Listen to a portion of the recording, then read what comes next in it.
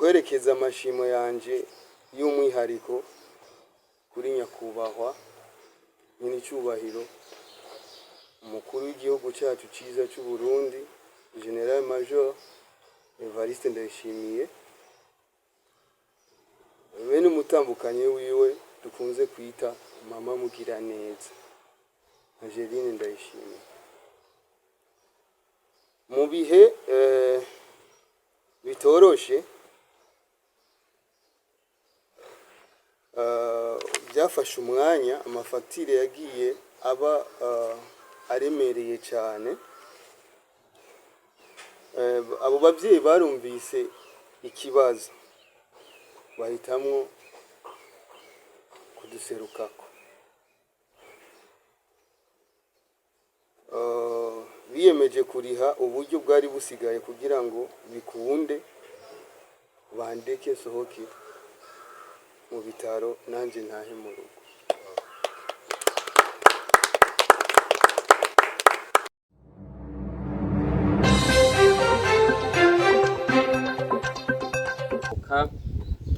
nko ku butumwa yashoboye gushikiriza kuri afishe yo gutumira abanditsi n'amenyesha makuru yaravuze ati shimye ko ngenda ndabivuze abenshi babifata ugutandukanye batahura ko yobagira pfena cyane bisunze amajambo canke ibyo bagiye barabona ku ngwara yari mubakiye. Mr President kuri micro za Dikobu TV gumana natwe tugiye kwinjira indani kugira ngo dushobore kuza kuronkera hamwe ubutumwa agiye kudushikiriza kuri uno munsi w'igenekerezo rya 2022 ukwezi k'umunani umwaka nyine turi mu 2026. Turabakunda cyane uturakora subscribe kuri Dikobu TV tugwamagara kuyikora kugira ubandanye ugumana natwe mu kwironkera ama update menshi agiye atandukanye. Hari ibi nivyo bitaro umurinzi Benturo yaramaze igihe kirenga amezi abiri ababariyemwo aba n'abandi bamenyesha makuru tuhahuriye mu kiganiro yatumye ko gumana natwe mu mwanya isase araremesha ikiganiro nkuko mubibona hariya turabona pancarte ya nyine cyubahiro umukuru w'igihugu ari kumwe n'umutambukanyi wiwe ni Mr Presenter gumana natwe nka Dikobu TV mu mwanya turaza kumva byinshi bivuye mu kanywa ka Benturo.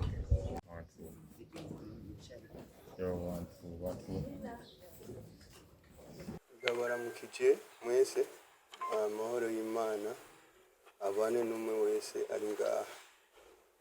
Bwa mbere reka mbanze shimire mwebwe mwitavye kano kamo nk'itangazamakuru mugashobora gushika hano kugira ngo mushobore kuduhuza n'abenegihugu kuko ni mwebwe jisho ryabo abafise ibibazo byinshi bashaka kumenya mbere amagara y'inshuti yabo umuririmbyi wabo ameze gute.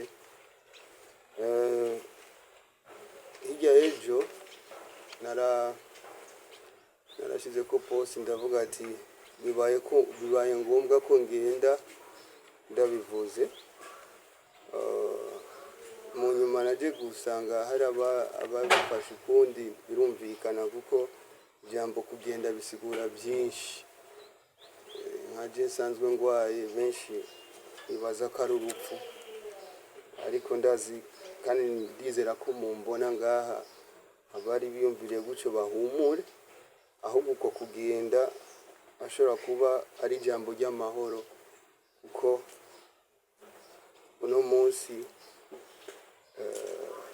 igenekerezo rya 2022 Nyandagaro mwaka wa 2026 twagiriwe amahirwe inyuma y'amezi abiri yo gushobora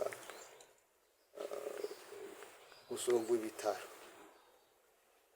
Byari byoroshe ariko babaye urugamba rukomeye mwashizemo inguvu umwe wese ku ruhande rwiwe kugira ngo bishobore gukunda. Rero mvuze kugenda no gusezera hano hanyuma nanje nkataha mu rugo.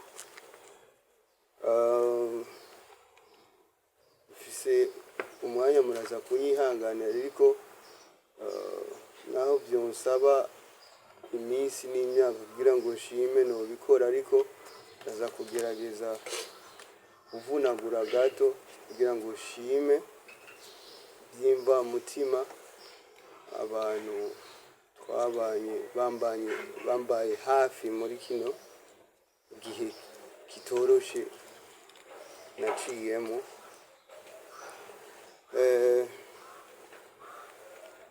Bashinganahe bapfasoni, bagenzi, bene wacu, bashiki bacu, tugira amagara meza no gufatana mu nda n'iterambere mu gihugu cyacu.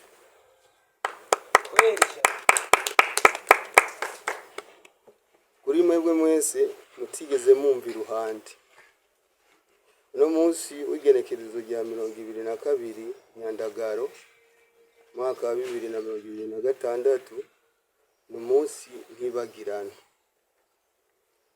Inyuma y'amezi abiri ndi ku musego w'igitanda c'ibitaro, inyuma y'amezi abiri y'uburibwe, amezi abiri y'ubwoba, yo kwihebura rimwe na rimwe, gutakaza icyizere, Imana mushobora byose yanteye iteka uno munsi ryo gusohoka ibi bitaro naje nkaja mu rugo. Mpagaze imbere yanyu n'umutima wuzuye ibigumbagumba cyane n'amashimwe menshi. Imbere ya byose ndashimira Imana mushobora byose,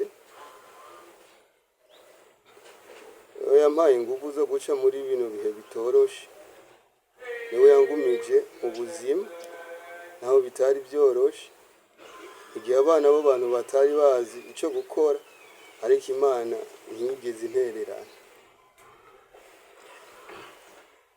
Ndashobora kuvuga uno munsi ishize amanga mvuga nti gushika kuri uno munsi ni kubw'Imana. Imana yampaye ubuzima, si ibyo gusa, imana n'abantu badasanzwe muri runo rugendo. Ku bantu bose bambaye hafi kuva mu ntango ya bino byago, yavuze nti mwarakoze. Muri mwebwe mwarungitse uburyo bw'amafaranga bivanye n'amikoro mufise, kuri mwebwe mwantabarije, kuri mwebwe mwansengeye, no kuri namwe mwangendeye, no kuri mwebwe mwaneye intege mu kunyandikira utumesaje, mu kunterefona, namwe ndavuze ati mwarakoze cyane. Bamwe batanze byinshi bafise, abandi batanga bike bafise, ariko imbere y'Imana igikorwa cyose gifise agaciro kanini. Mwanyeretse ko umuntu ashobora kugwa, ariko adashobora kuguma hasi wenyine mu gihe bagenzi biwe bahisemo kumubyura. Igihe nari ngwaye nta buryo nari mfise bwo kuriha facture, ariko muri byo nari mfise by'agaciro, nari mfise abantu batantererana, yaba umukene cyangwa umutunzi, umubanyi cyangwa uwakure, uwuzwi cyangwa atazwi, aho uri hose ndakubwiye ati warakoze. Nashaka kwerekeza amashimo yanje y'umwihariko kuri nyakubahwa nyiricyubahiro umukuru w'igihugu cyacu cyiza cy'u Burundi, General Major Evariste Ndayishimiye, bene umutambukanye wiwe dukunze kwita mama Mugiraneza Angeline Ndayishimiye. Mu bihe bitoroshe byafashe umwanya, amafagitire yagiye aba aremereye cyane. Abo babyeyi barumvise ikibazo bahitamwo kuduserukako. Biyemeje kuriha uburyo bwari busigaye kugira ngo bikunde bandeke nsohoke mu bitaro nanje ntahe mu rugo.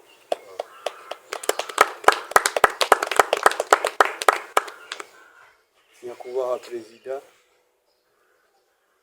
n'umutambukanyi wanyu, sinoronka amajambo aremereye nokoresha uno munsi mu kubashimira canke ngo sigure uburemere bw'igikorwa mwankoreye. Gusa igikorwa cyanyu ntabwo cyari cyo kwishura facture gusa. Igikorwa cyanyu gitumye nsubira kubonana n'umuryango wanje. Igikorwa cyanyu gitumye nsubira mu rugo. Igikorwa cyanyu cyansubije icyizere ko no muri kazoza nzoba. Imana ihezagire yongere ibarinde, ibahe inguvu zo kubandanya gukorera igihugu n'abene igihugu. Ndashimira byimva mutima ibitaro Centre Thérapeutique African Green, abaganga bose bankurikiranye muri ano mezi yose, abaganga, abaforoma, nawe wansunitse ndi kugakinga. Mwarakoze kubwo kwihangana kwanyu. Turibuka ko kandi turazirikana ko n'ibitaro byagize umutima ugufasha mu buryo aho badutezuriye kuri facture kuva mu ntango y'imiliyoni 3 z'amafaranga y'amarundi kuri facture. Nabo twabakomera amazi. Uyu munsi ndatashe mu rugo. Sintashe n'utwanje gusa, ahubwo nahanye ubumenyi bushasha mu buzima bwanje.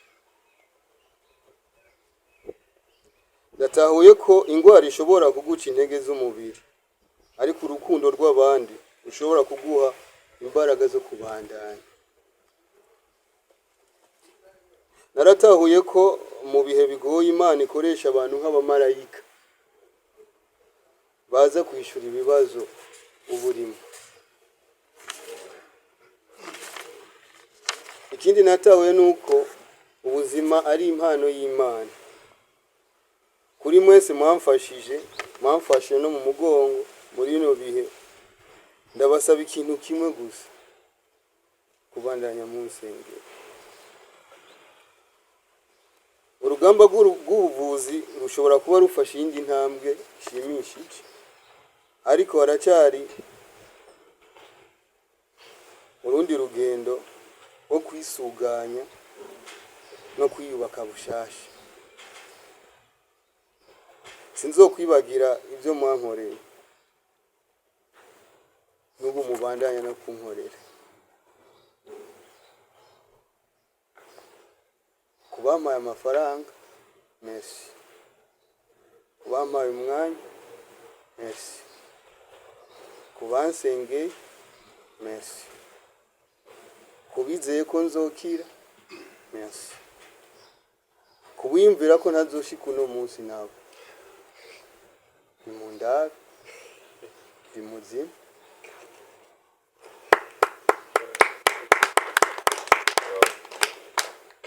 Apana ko urugendo rwari rworoshe, ariko kubera Imana yabimfashije kandi n'abantu banse kunterera. Imana irihe igikorwa mwakoze bihetangabo indwi. Imana ihezagire kandi imiryango yanyu. Niba umunsi umwe bizosaba cyangwa bikaba ngombwa ko ngira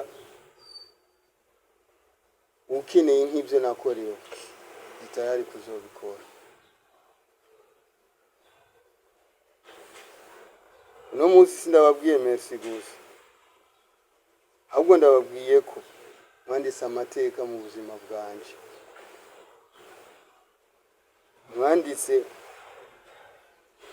mwanditswe mu kurokora ubuzima bwanje, mwanditswe mu kunsubiza mu rugo. Imana ibahezagire, ihezagire n'igihugu cyacu cyiza cy'u Burundi. Murakoze.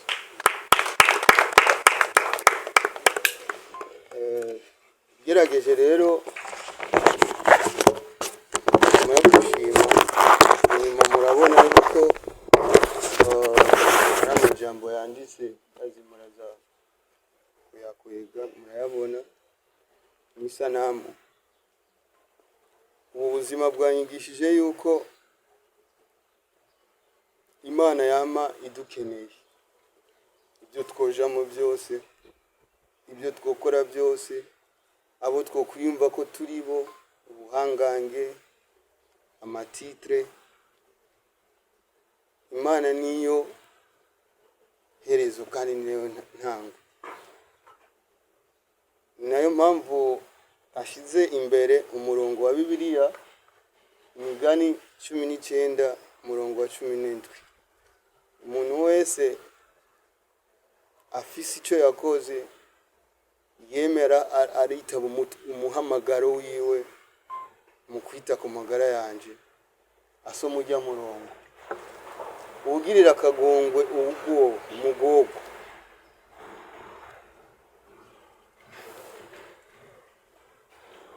abaguranye uhoraho kandi ukugira neza kwiwe